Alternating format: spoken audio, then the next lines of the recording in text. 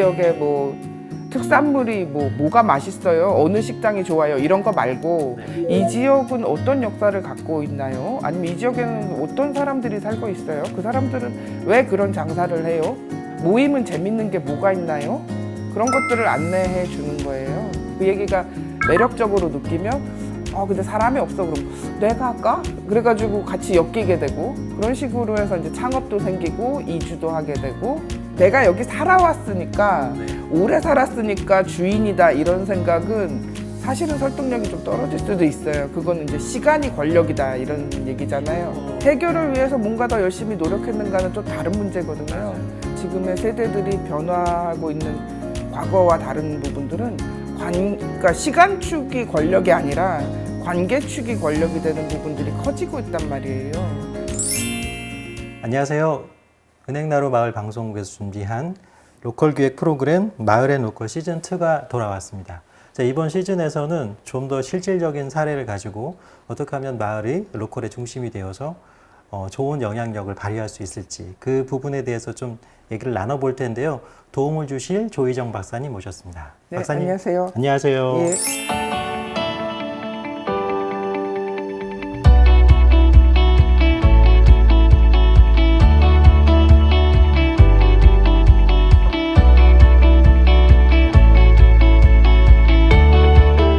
로컬에 대해서 굉장히 많은 책을 집필하셨는데 주 연구 분야가 지금 그쪽이신 거죠? 네, 그렇죠. 네, 어떤 점이 매력적이어서 한우물을 파고 계시는지. 매력이라기보다는 네. 이게 약간 이제 우리 사회가 성장해온 방식에 대한 성찰 이런 느낌이 조금 더 컸는데요. 네. 제가 원래 정치학을 전공을 했는데 네.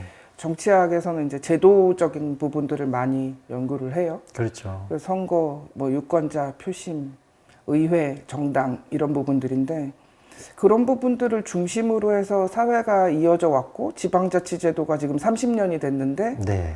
근데 뭔가 빈 곳이 있다라는 생각이 들었어요. 그 네. 빈 곳, 대표적인 빈 곳이 지역, 소위 요즘에 말하는 로컬, 그 다음에 청년, 이 부분이 굉장히 중요한데 우리가 살아가는 공간이고 아니면 미래 세대를 이끌어가야 되는 계층, 이런 부분에 대한 관심이 없어도 너무 없는 거 아닌가. 그리고 지방자치제도 30년 했는데 과연 살아가는 공간이 좋아지고 있는가. 근데 정치학에서도 물론 이제 지방 분권, 뭐 지방자치 이렇게 제도적으로 연구하는데 살아가는 얘기를 조금 더 현장을 중심으로 봐야겠다라는 그런 생각을 한 5년 전부터 우연한 계기로 하게 됐고 그래서 일본 쪽 사례랑 비교하면서 연구를 좀 해야겠다 이런 생각으로 연구를 하게 됐습니다. 제가 이제 선생님이 쓰신 책을 읽으면서 느낀 건데 굉장히 로컬 얘기를 많이 하시면서 젊은 청년층에 관심이 많으신 것 같아요. 당연히 미래 세대니까 관심이 있으시겠지만 이 로컬과 청년이라는 키워드를 어떻게 접목시켜서 보고 계시는지 그게 궁금합니다. 제가 처음에 연구를 시작했을 때 네. 제일 먼저 발견하게 된 게 이제 제도적 폐해보다는 심리적인 억압감, 상실감, 피해감 이런 게 굉장히 크다라는 생각이 먼저 들었었어요. 네. 근데 거기에 토박이 청년도 있고 외지에서 이주해서 온 청년들도 있고 지역 안팎으로 심리적으로 쫙 눌려있는 상황이 많이 있는데 오래 산 사람들은 그런 게 더 셀 것이고 그렇다면 이게 오래 산 사람들한테 그럼 내일부터 희망차게 살아보아요 그러면 그 설득력이 떨어지잖아요. 그렇죠. 근데 청년이라면 조금 더 도전을 하는 의미에서 지역 변화의 어떤 주체가 될 수 있지 않을까.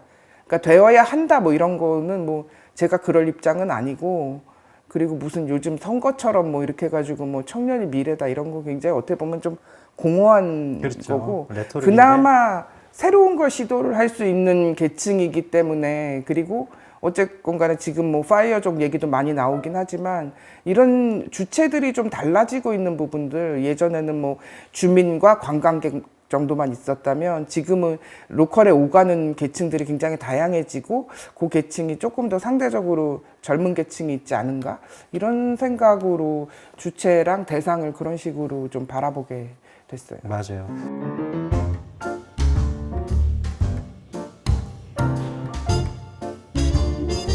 책에서 느끼고 또 굉장히 와 닿았던 키워드가 관계 인구였거든요. 근데 이제 관계 인구라는 게 좀 생경하고 우리한테는 생소한 개념이잖아요. 이게 일본에서 정립이 된 개념인가요?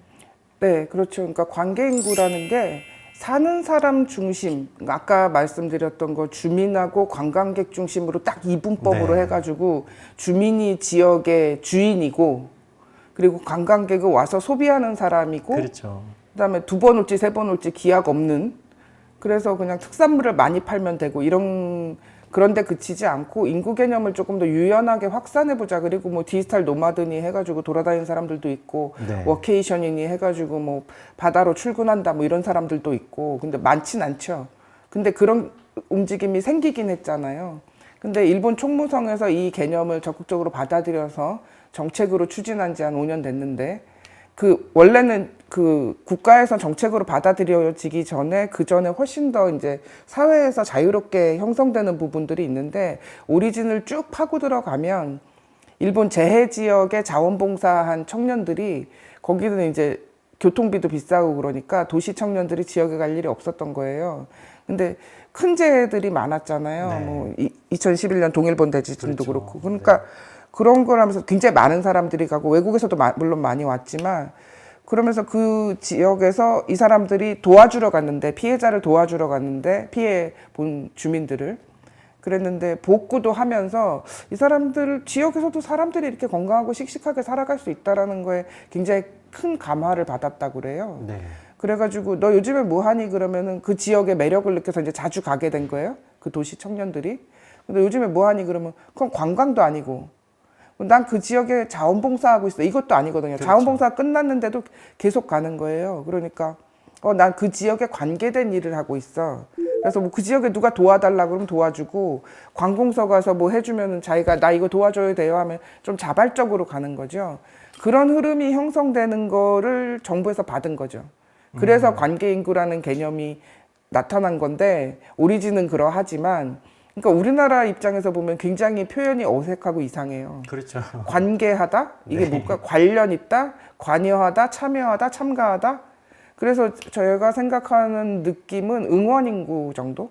그러니까 지역 팬클럽 같은 건데 그것도 무슨 야구 구단이나 축구 구단의 팬클럽 이런 의미라기보다는 네. 좀 느슨하게 나는 왠지 강릉에 자주 가고 싶어. 나는 왠지 제주에 자주 가고 싶어. 그리고 제주에서 뭘 하면은 그게 뭐 축제에 참가하고 전시회 이런 거가 아니라 좀 새로운 방식으로 그 지역에 가서 난 거기 아는 사람도 있어. 친척이 아니야.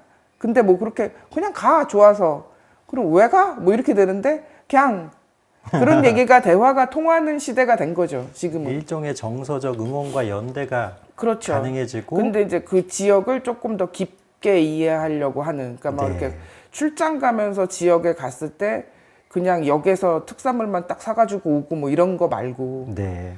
사람 살아가는 얘기 그 지역의 자원 더 많이 알게 되면은 더 좋아지고 뭐 이런 부분들 물론 이제 현실은 그렇게 아름답게 형성되지 않을 수도 있지만 네네. 어쨌든 그렇게 생각해 봄직하지 않은가라는 그런 건데 어쨌거나 일본은 그거를 좀 정책적으로 강하게 드라이브를 걸어서 추진하는 부분이 좀 있어요. 이게 이제 정책적으로 관계 인구를 자치단체장이 만들어야 돼 이러면은 그때부터 좀 깝깝해지는 거죠. 네네.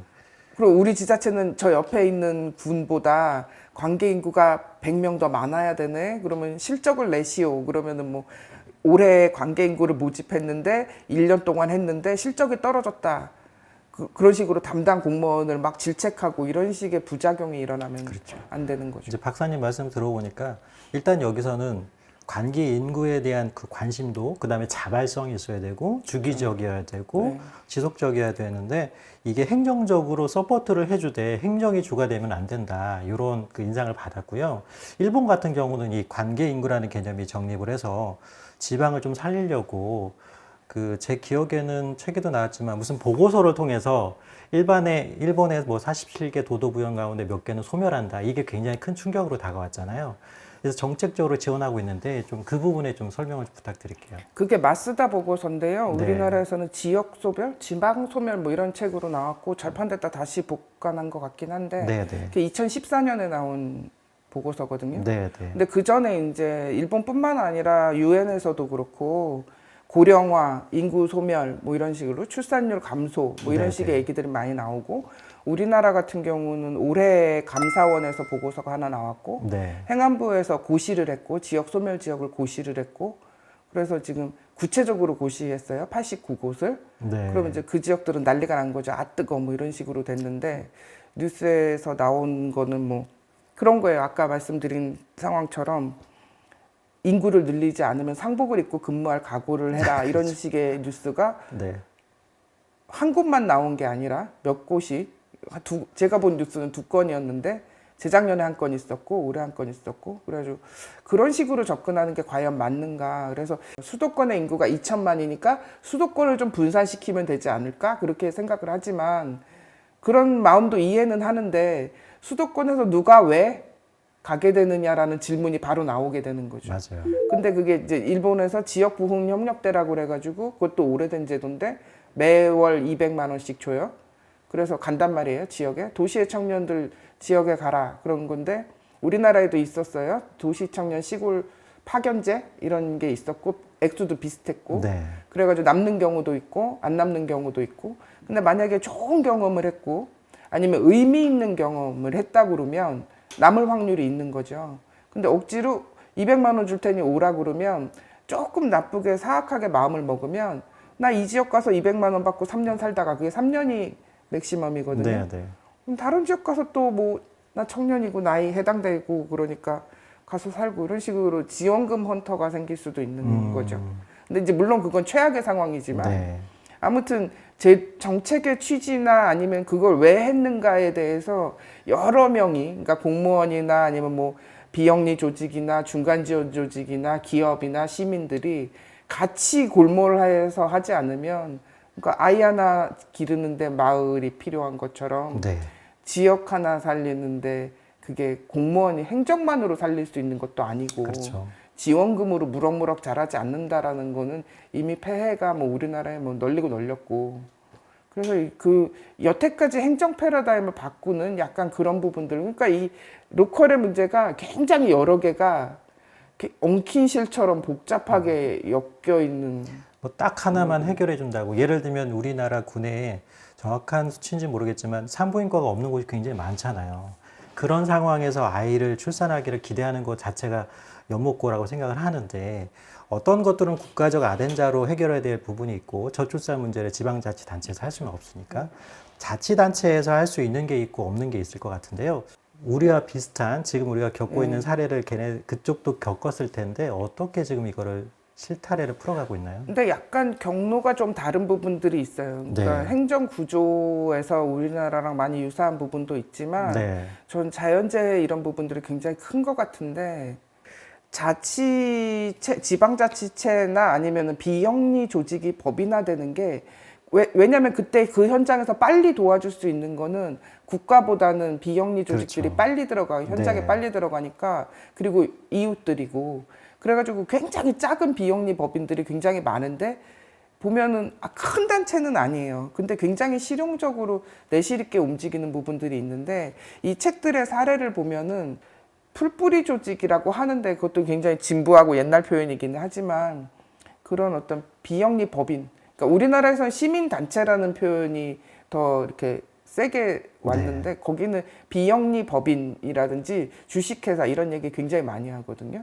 그런 조직들이 다양성을 가지고 있고 작으니까 또 빠르게 할 수 있는 부분이 있는 거죠. 네. 근데 이제 거대하고 임팩트가 크고 그렇진 않아요. 인터뷰를 해보면 니네는 활동 영역을 어디까지 잡고 있니? 그러면 우리는 지하철 세정거장까지. 그 이후는 다른 지역에서 또 하겠지. 나름의 지역 정체성이 또 굉장히 확고한 거예요. 근데 그게 네. 자기네가 선언적으로 결정해 놓은 게 아니라 경험해 보니 우리는 네네. 우리 인력과 우리 자원 갖고 이 정도 1년에 커버하기도 힘들어. 되는 곳들에서는 저는 그런 협업 관계나 아니면 중간 지원 조직의 역할 이런 부분들이 괜찮은데 뭐 이렇게 네. 느꼈어요. 그리고 또 제가 요 앞서 질문을 그렇게 드렸던 이유는 일본인들은 조금 더 젊은이들이 지방에 내려가서 뭔가를 하는데 좀 활성화되어 있고 의지가 있나라고 뭘 가지고 제가 느꼈냐면 관계 안내소라는 그런 어떤 여러 가지 정책적인 거 행정적인 그런 집합소라고 해야 될까요? 그런 걸 보면서 그게 또 잘 운영되는 것처럼 묘사가 되어 있어서 근데 이게 관계 안내소라는 거는 저는 책을 읽어서 이해가 되겠지만 이 구독자분들은 이게 모를 거예요. 이 개념이 정확히는 어떤 건가요? 그러니까 지역이라는 것을 컨셉으로 한 컨시어지 서비스 정도 생각하면 될 것 같아요. 호텔에 네. 가서 내가 뭔가의 편의 시설을 뭐 이렇게 이용하고 싶은데 모든 걸 다 안내해 주는 게 1층에 안내 데스크로 그렇죠. 있잖아요. 근데 네네. 거기다가 지역이란 가치를 플러스를 더해 보세요. 그러면 나는 이 지역에 왔는데 이 지역에 살고 싶은데 한 달을 살든지 아니면은 이 지역을 한 3일을 둘러보고 싶은데 네. 그런데 이 지역에 뭐 특산물이 뭐가 맛있어요? 어느 식당이 좋아요? 이런 거 말고 네. 이 지역은 어떤 역사를 갖고 있나요? 아니면 이 지역에는 어떤 사람들이 살고 있어요? 그 사람들은 왜 그런 장사를 해요? 아니면은 뭐 모임은 재밌는 게 뭐가 있나요? 그런 것들을 안내해 주는 거예요. 그래서 그러니까 아까 우리끼리 전에 얘기했던 네, 네. 것처럼 그러니까 여러 명의 홍반장을 소개시켜 준다라든지 아니면 그렇죠. 홍반장 같은 역할을 예. 하는 그러니까 관광 안내소 가면 관광 안내소 고속도로 휴게소에도 너무나 많고 맞아요.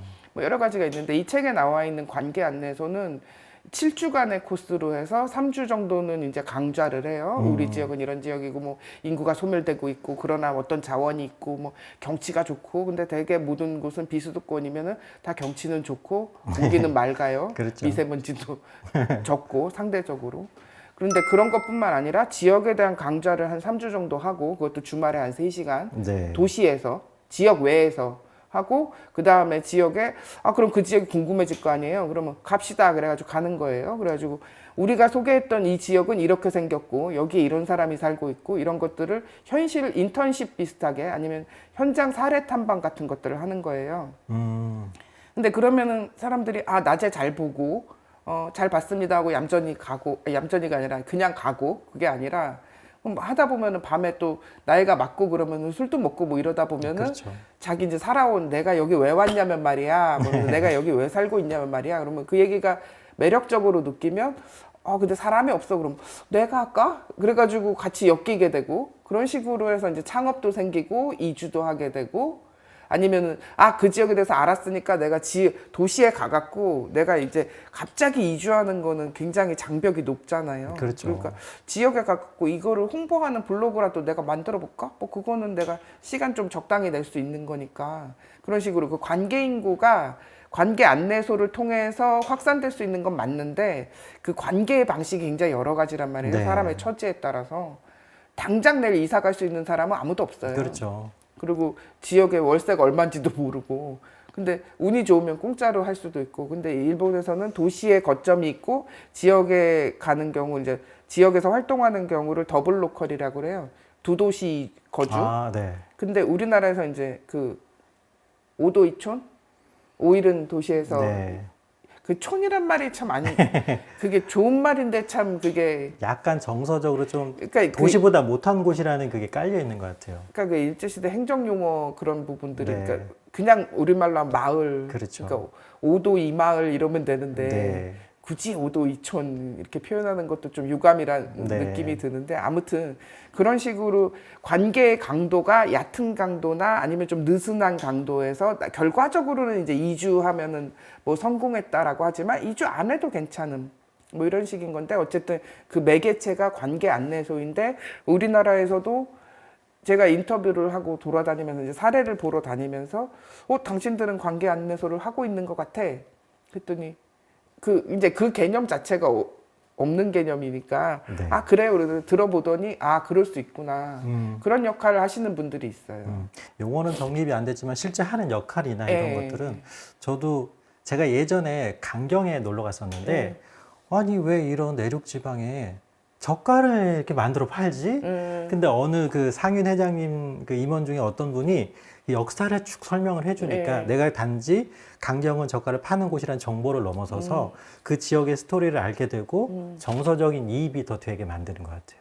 그래서 이제 그 도슨트라든지 해설사, 네. 숲, 지역, 박물관 그리고 다 있잖아요. 네네. 근데 그게 멀티 도슨트라고 생각하시면 되는 거죠. 네네. 그러니까 하다못해 진짜 우리랑 얘기하다가 저녁 먹으려면은 여기로 가세요부터 그렇죠. 아, 나 여기 와서 그림을 좀 그리고 싶은데 아, 여기 그림 모임이 있다. 네. 와도 되고 안 와도 되는데 어쨌든 있다.